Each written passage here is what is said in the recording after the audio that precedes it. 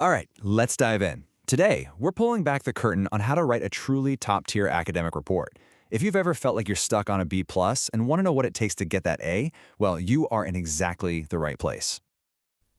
We've all been there, right? That blinking cursor? It's like it's mocking you. The deadline is getting closer and closer, and that huge report just feels impossible to even start.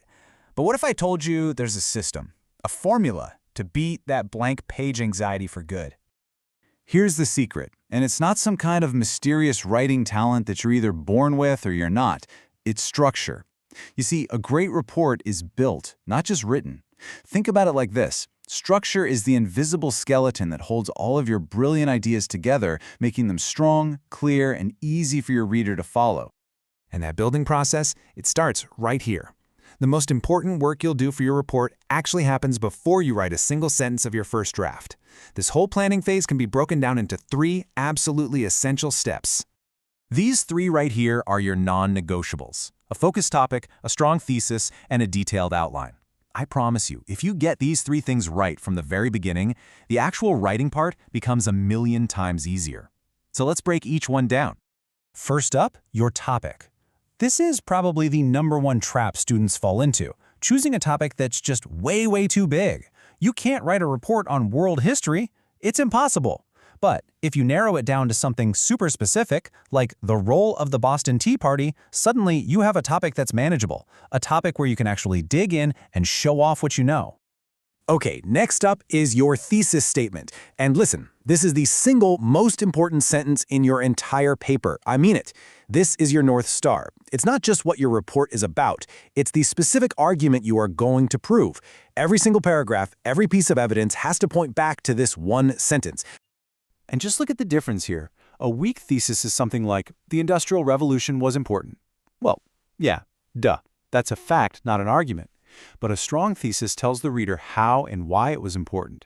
It gives your paper a roadmap with clear signposts, reshaping labor, accelerating innovation, and driving urban growth. See, now you know exactly what the paper is going to prove. And finally, the step that saves you from all that stress. The outline. This is your blueprint. This is what transforms that scary 10-page assignment into a series of small, bite-sized, totally manageable chunks. It's your secret weapon against writer's block. So what does that blueprint look like? Well, it almost always follows this classic 5-part structure. You've got your introduction to hook the reader and state that awesome thesis. Then you have your body paragraphs, at least 3 of them, where each one presents a different piece of your argument. And finally, the conclusion that wraps it all up. This structure is a classic for one simple reason. It works. Okay, our foundation is set. The blueprint is in hand. Now it's time to start building. This is where we get our hands dirty, gathering our evidence through solid research and actually constructing the body of the report, brick by brick. Your arguments are only as strong as the proof you use to back them up, right? This is why your research has to be rock solid. You want to stick to the heavy hitters, academic sources from .edu sites, official government data from .gov sites, and published books and journals. These are the sources your teachers trust, and they give your report instant credibility. And just as important is knowing what sources are basically red flags. Look, Wikipedia is fine for getting a general idea, but you should never, ever cite it as a final source. And definitely steer clear of personal blogs, sites that are obviously biased, and anything that doesn't have a clear author or a publication date.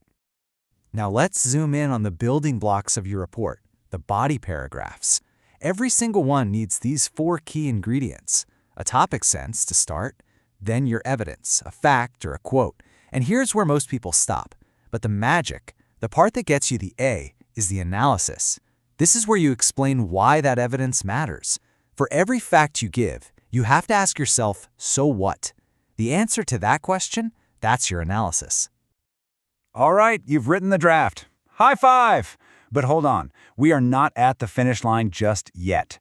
This final stage, the conclusion and the revision, is what separates a pretty good report from an absolutely fantastic one.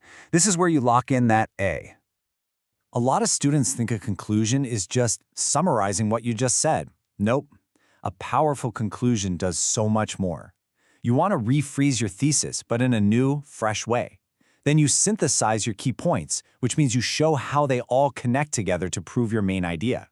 You have to answer that big "so what" question one last time. And finally, Leave your reader with a powerful, memorable final thought. Now, if you take away just one piece of advice from this entire section, let it be this: give yourself time. This number, 2 to 3 days, is your golden rule. Plan to have your first draft completely done at least 2 to 3 days before it's actually due. Rushing your editing is the fastest way to miss simple mistakes that can cost you big points. See, proper editing isn't just one quick spell check. The pros do it in layers. First, you do a big picture revision. Does your argument make sense? Is it strong? Then you do line editing, going sentence by sentence to make sure everything is clear and flows nicely. And only then, at the very end, do you do that final proofread for typos and grammar mistakes. So, when you put all of these pieces together, what do you really have? It's a set of habits. The students who consistently get A's, they aren't some kind of writing geniuses. They're just masters of the process. Let's boil it all down into 3 simple habits. First, start early so you can finish strong. Procrastination is the enemy of excellence. Second, organization is everything. Keep your notes, your sources, and your drafts in order.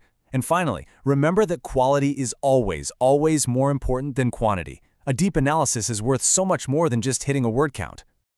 And I want to leave you with this final thought, because it is so, so important.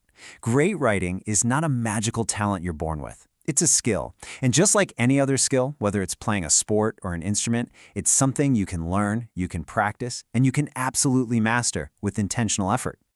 So, you've got the roadmap. You've got the complete playbook. The only question left is, what will your next A+ report be about? You've got the tools, now go make it happen.